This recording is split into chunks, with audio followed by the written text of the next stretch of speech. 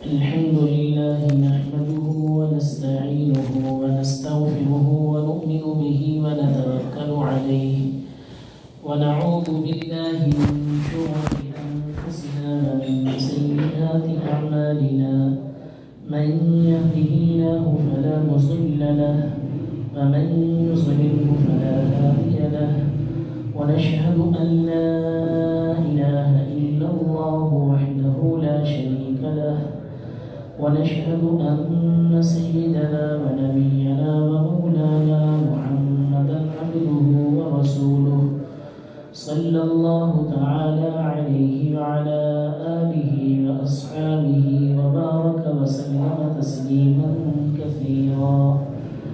أما بعد فأعوذ بالله من الشيطان الرجيم. بسم الله الرحمن الرحيم. شهر رمضان الذي أنزل فيه القرآن هدى للناس وبينات من الهدى والفرقان. وفي الحديث قول النبي صلى الله تعالى عليه وسلم إن الصوم والقرآن يشفعان يوم القيامة أو كما قال النبي صلى الله تعالى عليه وسلم. اللہ تبارک و تعالی نے قرآن مجید فرقان حمید کا سید الشہور سارے مہینوں کا سردار رمضان المبارک کا مہینہ، اس میں اللہ تبارک و تعالی نے اپنی لالب بیعت کتاب قرآن مجید فرقان حمید کا نزول فرمایا ہے. مہینہ رمضان کا یہ بھی بہت عظمتوں والا ہے، برکتوں والا ہے. قرآن مجید سارے کتابوں کی سردار، یہ بھی بہت عظیم کتاب ہے. اللہ رب العزت کی ذات عالی نے قرآن مجید کے نزول کا انتخاب رمضان المبارک کے مہینے کو کیا، اور رمضان المبارک کے مہینے میں بھی وہ رات جو ساری راتوں کی سردار لیلۃ القدر ہے، اس رات سے لیلۃ القدر سے جناب رسول اللہ صلی اللہ تعالی علیہ وسلم کے سینے مبارک پر قرآن مجید کے نزول کی ابتدا فرمائی. قرآن مجید فرقان حمید یہ منزل من اللہ ہے، منزل من اللہ ہے، اللہ تعالی کی طرف سے اتاری گئی کتاب ہے. ایک ہے کتاب، ایک ہے کلام. کلام وہ ہوتا ہے جس کو بولا جائے، اور کتاب وہ ہے جس کو لکھا جائے. اللہ تبارک و تعالی نے 4 کتابیں نازل فرمائی: تورات، زبور، انجیل اور قرآن مجید. تورات بھی کتاب ہے، کلام نہیں. زبور بھی کتاب ہے، کلام نہیں. انجیل بھی کتاب ہے، کلام نہیں. قرآن مجید کتاب بھی ہے، کلام بھی ہے، اس لیے کہ اللہ تبارک و تعالی کی ذات عالی نے اس قرآن مجید کو بولا ہے، اس کو پڑھا ہے، اس کی کلام کی ہے اللہ تبارک و تعالی نے. تو یہ ساری کتابوں سے بڑھ کر کتاب ہے. اس کو اللہ تعالی نے کتاب بھی بنایا، کلام بھی بنایا. قرآن مجید فرقان حمید، اس کو رمضان المبارک میں نازل فرما کر اللہ تعالی نے امت کو بتلا دیا کہ امت محمد علی صاحبہ الصلاۃ والسلام، اس کتاب قرآن مجید فرقان حمید کی قدر کرو. بہت عظمت والی کتاب ہے، بہت نورانی کتاب ہے. اس قرآن مجید کی عظمت کرو.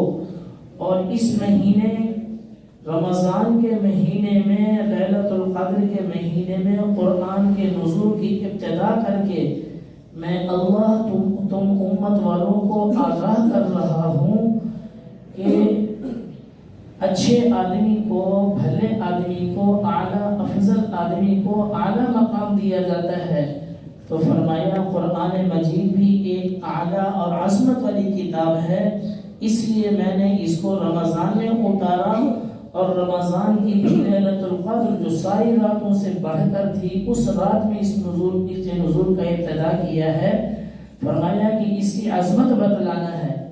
فرمایا شہر رمضان الذی انزل فیہ القرآن، اے امت محمد تمہیں خبر بھی ہے، شہر رمضان، مہینہ رمضان کا، الذی انزل فیہ القرآن، وہ مہینہ رمضان کا جس میں قرآن مجید کے نزول کی ابتدا کی گئی، قرآن مجید کے نزول کی ابتدا کی گئی، مہینہ رمضان کا، اس کی بھی عظمت بتا دی، اور ساتھ یوں فرما دیا انا انزلناہ فی لیلۃ القدر، کہ ہم نے قرآن مجید کو رمضان کی بہترین رات لیلۃ القدر میں اس کے نزول کی ابتدا کر کے قرآن کی عظمت کو اللہ نے بڑھا دیا ہے کہ یہ قرآن مجید بھی بڑی عظمتوں والا ہے، اس کو بھی ہم اعلیٰ مقام سے، اس کو اعلیٰ مقام پہ اس کو نازل فرما رہے ہیں۔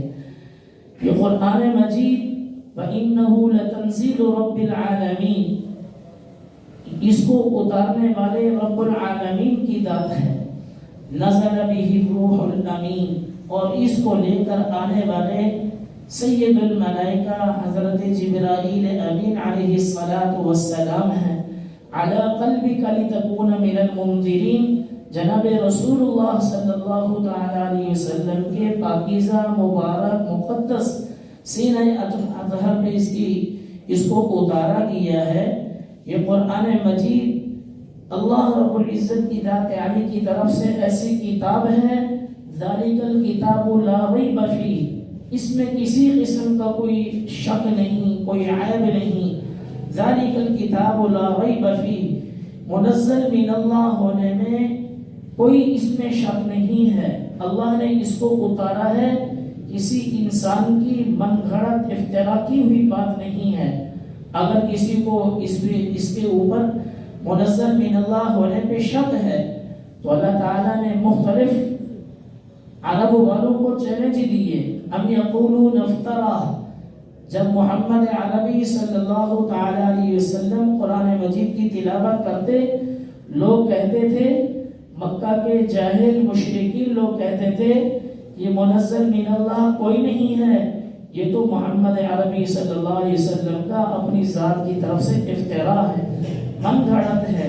تو اللہ نے چیلنج فرمایا، میرا حبیب یہ کہتے ہیں مکہ والے، میں بھی ان کی باتوں کو سن رہا ہوں، سمیع بصیر ہوں، قل فأتوا بعشر سور مثلی، اگر تمہیں اس کے منزل من اللہ ہونے میں شک ہے تو اے مکہ والو تم بھی تو عرب ہو، ہم نے اس کی کئی صورتیں نازل کر دی ہیں، اور آپ چھوٹی چھوٹی صورتیں لے آؤ، بعشر سور مثلی، ہم نے 114 صورتیں بڑی بھی ہیں وہ نازل کی ہیں، تمہیں شک ہے، تم بھی تو عربی دانو، فَأْتُوا بِعَشْرِ سُوَرٍ مِثْلِ، تم اس کے 10 صورتیں چھوٹی چھوٹی بنا کے لے آؤ، 10 صورتوں کے بقدر تم بھی لے آؤ، مفتریات۔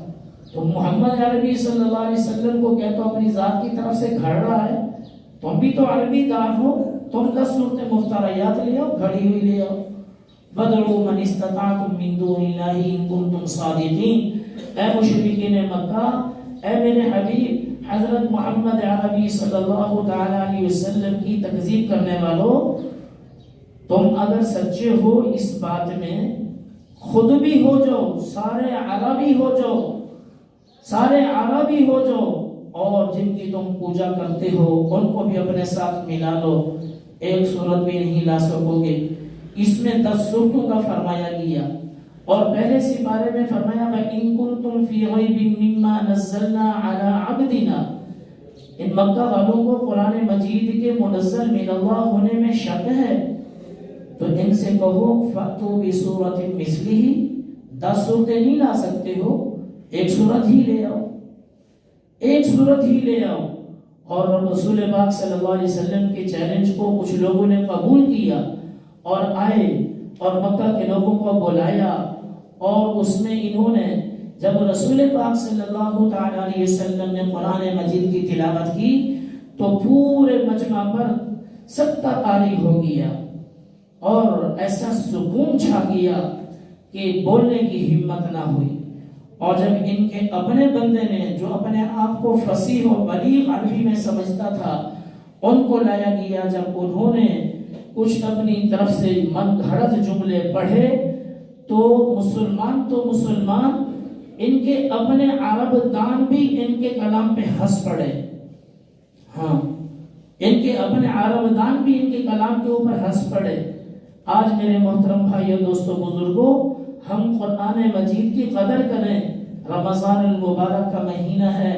رسول پاک صلی اللہ تعالی علیہ وسلم رمضان المبارک کے مہینے کے آنے سے پہلے رمضان کا استقبال تلاوت قرآن سے کیا کرتے تھے۔ ہر رمضان کا استقبال میرے اور آپ کے رہبر، میرے اور آپ کے خیرخواہ حضرت محمد عربی صلی اللہ تعالی علیہ وسلم قرآن مجید کا استقبال قرآن کی تلاوت سے کیا کرتے تھے۔ شعبان المعظم کا مہینہ آتا، جبریل امین علیہ السلام تشریف لاتے۔ جیسے ایک حافظ دوسرے کو سناتا ہے، دوسرا حافظ پہلے کو سناتا ہے، رسول پاک صلی اللہ تعالی علیہ وسلم کے پاس جبرائیل امین علیہ السلام آئے اور رسول پاک صلی اللہ علیہ وسلم کو قرآن مجید سنایا۔ اللہ کے نبی صلی اللہ علیہ وسلم نے سماع کیا، سنا، اور پھر جب جبرائیل نے سنا لیا تو رسول پاک صلی اللہ تعالی علیہ وسلم نے قرآن مجید کو سنایا۔ جبرائیل امین علیہ السلام سامع بنے۔ تو رمضان المبارک کا استقبال ہمارے نبی حضرت محمد صلی اللہ علیہ وسلم نے قرآن کی تلاوت سے کیا ہے۔ اپنی امت کو حکم دیا ہے کہ رمضان المبارک کا مہینہ آئے، اس میں قرآن کی تلاوت کی کثرت کرو، خوب پڑھو، قرآن مجید کو خوب پڑھو۔ جیسے خود رسالت مآب صلی اللہ تعالی علیہ وسلم نے ساری عبادات کی ہیں، نفلیں بھی پڑھے ہیں، دن کے روزے بھی رکھے ہیں، اور رسول پاک صلی اللہ تعالی علیہ وسلم نے قرآن مجید کی تلاوت ساری رات نفل میں کھڑے ہو کے پاؤں مبارک پر برم آ گئے تھے۔ آپ صلی اللہ تعالی علیہ وسلم نے تلاوت قرآن کی کثرت کر کے امت کو یہ سبق دیا ہے کہ تم بھی ایسی تلاوت کرو۔ سارے اعمال سے بڑھ کر رمضان المبارک میں تلاوت قرآن کا اہتمام کیا جائے۔ جو حافظ قرآن ہیں ان کو اللہ رب العزت کی ذات عالی نے وہ دولت، وہ عظمت و شرافت اور وہ نعمت عطا فرمائی ہے کہ اس نعمت کو لے کے جیسے ہمارے نبی حضرت محمد صلی اللہ تعالی علیہ وسلم دن ہو یا رات ہو فرصت میں آ کے اللہ اکبر کر کے ساری مخلوق سے اپنے تعلق کے ختم ہونے کا ارادہ کرتے ہوئے قرآن کی تلاوت کا اہتمام کیا کرتے تھے۔ حافظ قرآن دن ہو یا رات ہو جب بھی فرصت ملے قرآن کی تلاوت، نفل نماز کی نیت باندھ کے قرآن کی تلاوت شروع کر دیجیے۔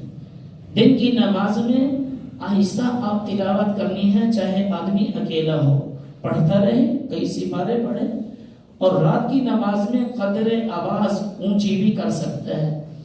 رات کی نماز میں تراویح کے بعد کا ٹائم ہے، صرف تراویح پڑھ کے سو جانا ہی مقصود نہیں۔ یا ایھا المزمل قم اللیل الا قلیلا نصفہ او انقص منہ قلیلا، یہ تو غیر رمضان کی بات ہے۔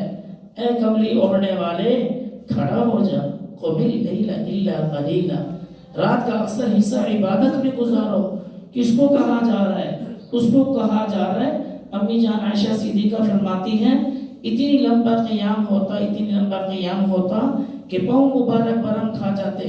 ایک دفعہ نماز میں تھے، ایک صحابی نے دیکھا آپ صلی اللہ علیہ وسلم نماز میں ہیں، آپ کی اقتداء میں نفل نماز پڑھ لوں۔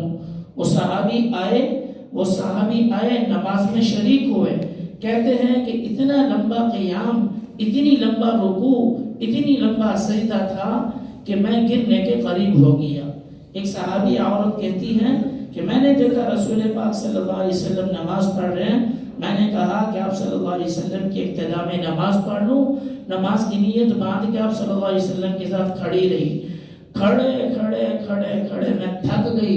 آپ صلی اللہ علیہ وسلم نے قیام فرمایا، رکوع فرمایا کہ جب قیام کیا تو بہت لمبا تھا، اور جب رکوع رکوع میں گیا تو رکوع بھی اس قدر لمبا تھا کہ مجھے خدشہ ہوا کہ میرے ناک سے خون بہنا نہ شروع ہو جائے۔ یہ ہمارے اور آپ کے رہبر، انسانیت کے رہبر حضرت محمد عربی صلی اللہ تعالیٰ علیہ وسلم کی نماز ہے۔ حضرت ابو ذر رضی اللہ عنہ فرماتے ہیں میں ایک دفعہ آیا رسول پاک صلی اللہ علیہ وسلم بیٹھے بیٹھے کھڑے ہو گئے، نماز کی نیت باندھ لی۔ فرماتے ہیں میں بھی ساتھ ہو گئی، نماز کی نیت باندھ لی۔ رمضان کی بات نہیں ہے، غیر رمضان کی بات ہے، اور آپ صلی اللہ علیہ وسلم نے سورۃ الفاتحہ پڑھی اور قرآن کی تلاوت شروع کی، اور اس آیت پر 7ویں سپارے کی سورۃ المائدہ کی آخری آیات میں سے ہے ان تعذبهم فإنهم عبادك وَإِن تَغْفِرْ لَهُمْ فَإِنَّكَ أَنْتَ الْعَزِيزُ الْحَكِيمُ، جس کا ترجمہ یہ ہے اے اللہ اگر آپ ان بندوں کو عذاب دیں جب بھی آپ مختار ہیں یا آپ کے بندے ہیں، وَإِن تَغْفِرْ لَهُمْ، اور اگر آپ ان کو معاف کر دیں تو جیسے ہر صفت میں کامل اکمل ہو تو معافی دینے پر بھی کامل اکمل قدرت حاصل ہے آپ کو، آپ معاف بھی کر سکتے ہیں، اور آپ کی ذات بڑی زبردست اور حکمت والی ہے۔ یہ آیت ابو ذر رضی اللہ عنہ فرماتے ہیں رسول پاک صلی اللہ علیہ وسلم نے نماز پڑھی، ساری رات اسی ایک آیت کو پڑھتے رہے روتے رہے، پڑھتے رہے روتے رہے، پڑھتے رہے روتے رہے۔ رکوع میں جائیں تسبیح کریں، پھر ان تعذبهم فإنهم عبادك، سجدہ میں جائیں تسبیح سجدہ پڑھیں، پھر اس کے ساتھ ان تعذبهم فإنهم عبادك، ساری رات اسی میں گزار دی۔ ابو ذر رضی اللہ عنہ فرماتے ہیں ایک دفعہ میں نے دیکھا رسول پاک صلی اللہ علیہ وسلم یہ آیت پڑھ رہے ہیں، رو بھی رہے ہیں، اور اپنے ہاتھوں کو اونچا اٹھایا آسمانوں کی طرف اور فرمایا اللہم امتی اللہم امتی، اے اللہ میری امت کا خیال کرنا، اے اللہ میری قیامت کے دن میری امت کا خیال کرنا، اے اللہ میری امت کا خیال کرنا۔ یہ اللہ کے نبی صلی اللہ علیہ وسلم نے ابو ذر فرماتے ہیں کہ میں نے رسول پاک صلی اللہ علیہ وسلم کو یہ جملے کہتے ہوئے کئی بار دیکھا سنا ہے، ہاتھوں کو اٹھاتے اور یہ دعا مانگتے تھے، اور اللہ تعالیٰ نے حضور پاک صلی اللہ علیہ وسلم کی اس رونے کو دیکھا تو جبرائیل کو بھیج دیا۔ جبرائیل سے پوچھا، جبرائیل سے کہا جاؤ میرے حبیب سے پوچھ کے آؤ، میرے حبیب سے پوچھ کے آؤ کہ کیوں اتنا رو رہے ہو۔ اب یہ بتاؤ کیا اللہ تعالیٰ جو عالم بذات الصدور ہے، اللہ کی ذات کو علم نہیں تھا رونے کی وجہ؟ پتا تھا۔ ہم جیسے نالائقوں کے لیے یہ بتانا مقصود تھا، ہم جیسے نالائقوں کو یہ بتلانا مقصود تھا کہ میرا نبی تمہارے لیے رو رہا ہے، میرا نبی تمہارے لیے بے چین ہے۔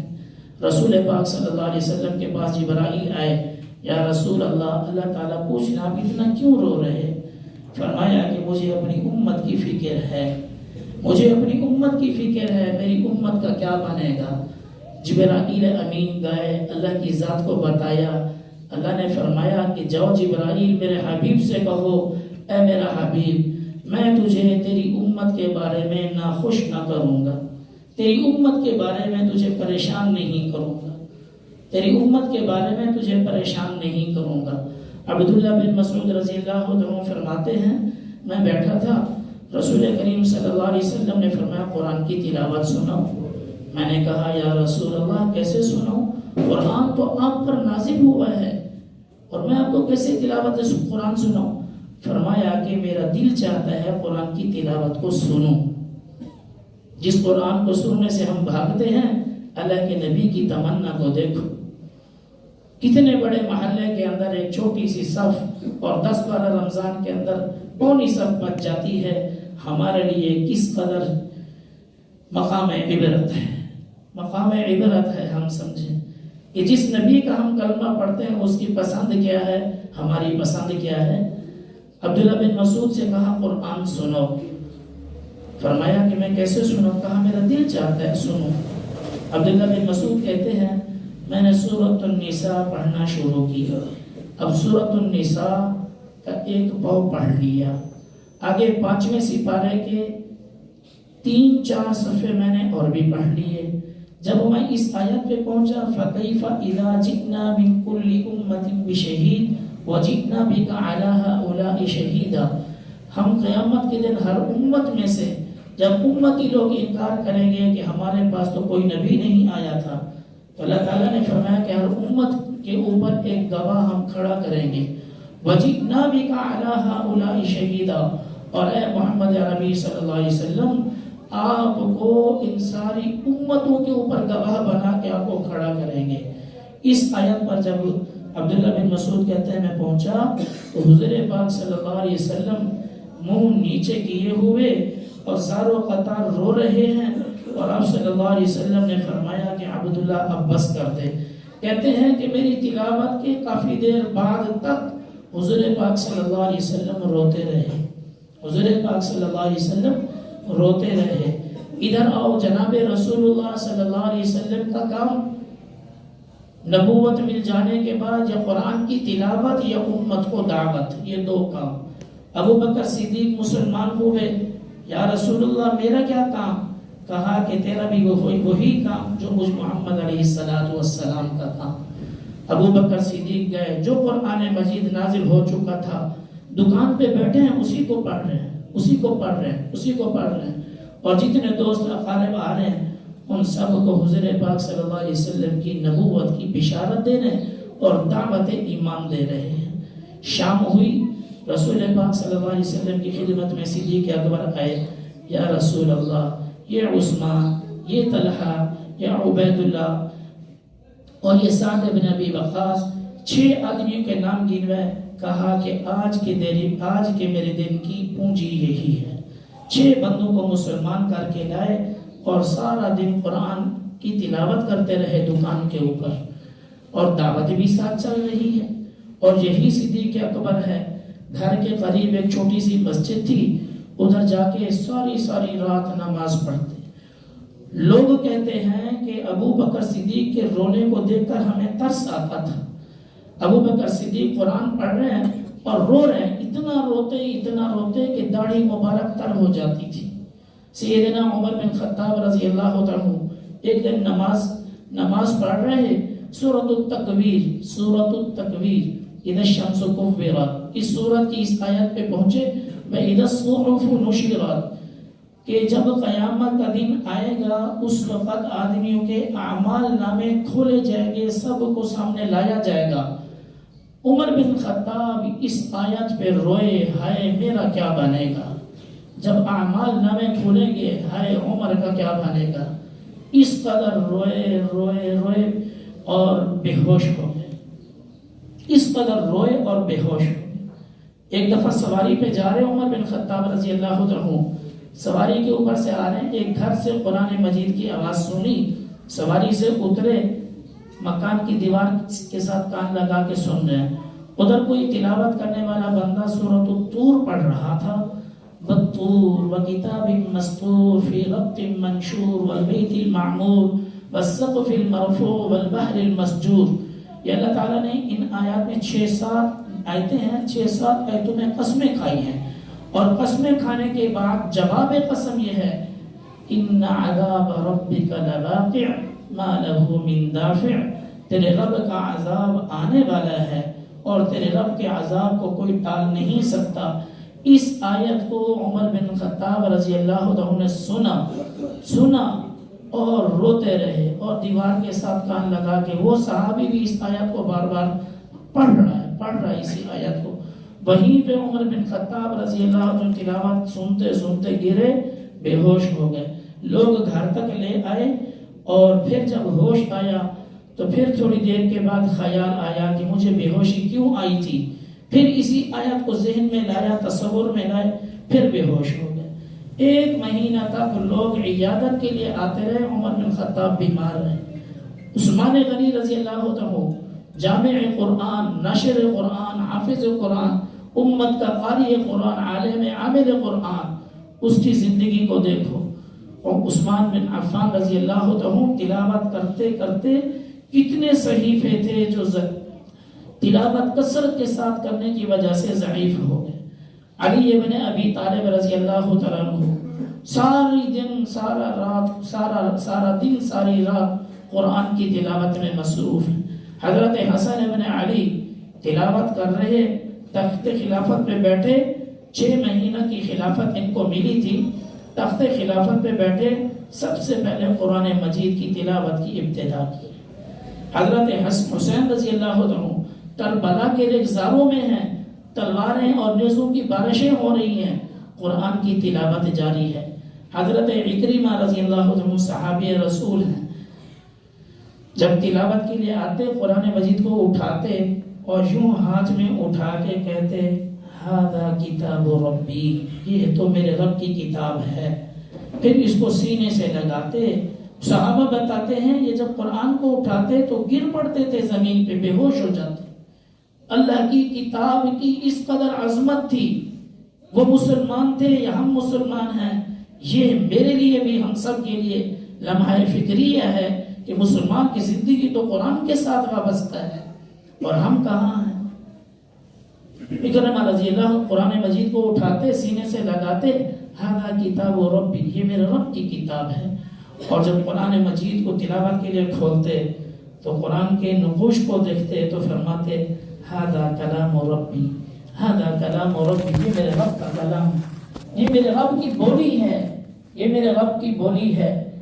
امام اعظم ابو حنیفہ رحمۃ اللہ علیہ رمضان المبارک جب آتا، ایک قرآن مجید کا ختم دن کو کیا کرتے، ایک قرآن مجید کا ختم رات کو کیا کرتے تھے، اور ایک رمضان المبارک کا ختم تراویح کی نماز میں ہوتا تھا۔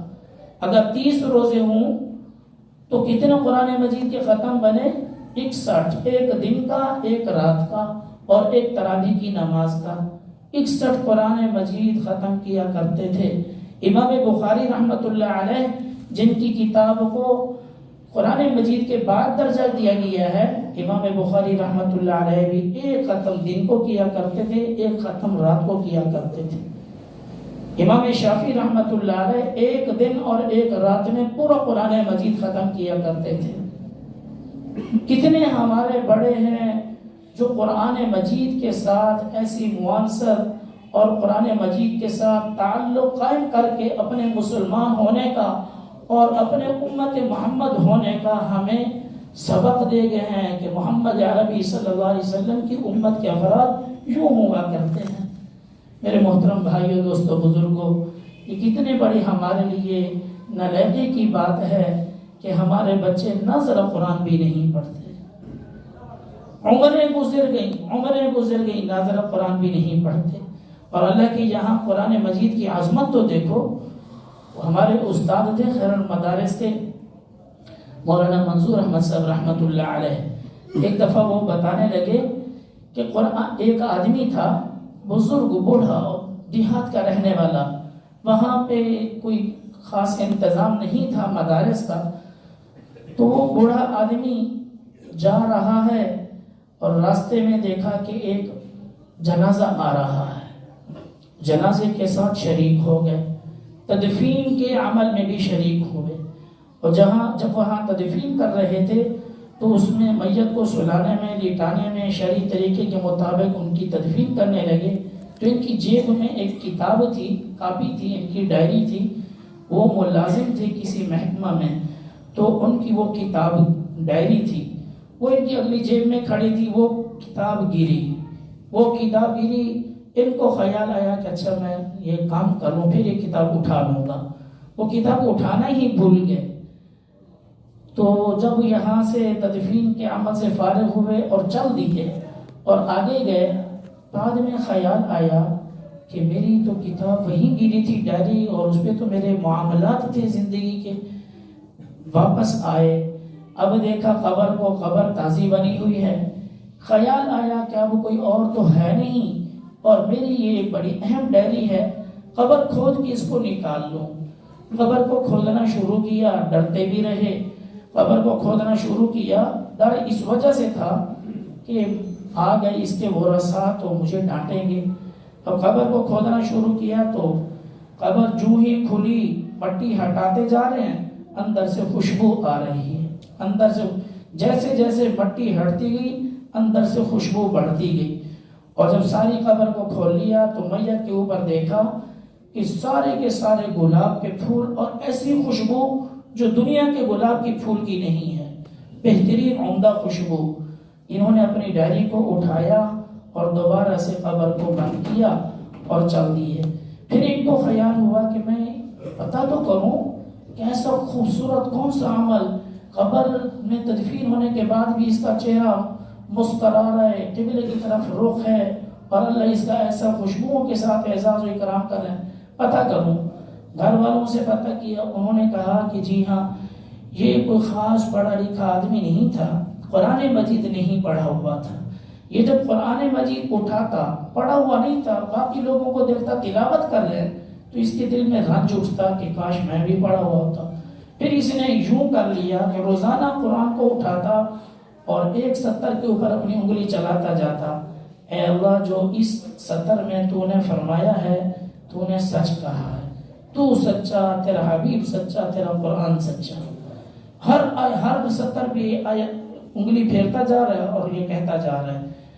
تو انہوں نے کہا کہ اس کی زندگی کا صرف ایک یہی عمل تھا۔ تو اللہ کی ذات نے صرف اتنے پر، قرآن مجید کے ساتھ محبت رکھنے کے اوپر اتنے پر اللہ نے یہ اعزاز و اکرام کیا ہے۔ تو جن نوجوانوں نے، جن حضرات نے قرآن مجید کو پڑھ رکھا ہے، قرآن مجید کا حق ہے اس کی تلاوت کرنا۔ جو حقوق 5 کہے جاتے ہیں، پہلا حق قرآن کے اوپر ایمان رکھنا، قرآن کا دوسرا حق یہ ہے کہ اس کی تلاوت کو کرنا، جیسے جناب رسول اللہ صلی اللہ علیہ وسلم اور حضرات صحابہ کرام، تابعین، تبع تابعین سے تلاوت ثابت ہے۔ اس کے ہم ارادہ کریں اور جتنا ہم کر سکتے ہیں کوشش کریں، یہی وہ قرآن ہے۔ حدیث میں نے پڑھی تھی، ان الصوم والقرآن یشفعان یوم القیامہ، کہ روزہ اور قرآن کل قیامت کے دن آدمی کے لیے سفارشی بنیں گے۔ روزہ کہے گا باری تعالیٰ میں نے اس کو دن بھر کھانے پینے سے روکے رکھا، قرآن کہے گا باری تعالیٰ میں نے اس کو دنیا کی دوسرے مشاغل سے روکے رکھا، اور یہ مجھے پڑھتا رہا، میری تلاوت کرتا رہا، میری بھی سفارش قبول کر لے۔ جس کا روزہ بھی سفارشی بن جائے، قرآن بھی سفارشی بن جائے، کتنی بڑی بات ہے۔ اور یہ ایسے سفارشی جن کی سفارش مسترد نہیں ہے۔ تو کوشش کریں گے سارے بھائی انشاءاللہ آج ہی سے اپنے ایسی زندگی نہ ہو جیسے غیر رمضان میں لاپرواہی والی، رمضان کے آنے کے بعد بھی لاپرواہی والی زندگی اللہ کے نبی نے بد دعا دی ہے، وہ ہلاک و برباد ہو جائے جس نے رمضان کا مہینہ پایا پھر بھی اپنی مغفرت نہ کرا سکا۔ اس جملے کو بھی، اللہ کے نبی کی اس بد دعا کو بھی سامنے رکھتے ہوئے اپنے اعمال کو بڑھائیں۔ سورۃ المزمل آتی ہے، نفل کی نیت باندھ کے اسی کو پڑھا، دوسری سورت آتی پھر اسی کو پڑھا، پھر اس طرح ہم کر سکتے ہیں۔ کرنے پر آئیں تو اللہ ہمیں عمل کی توفیق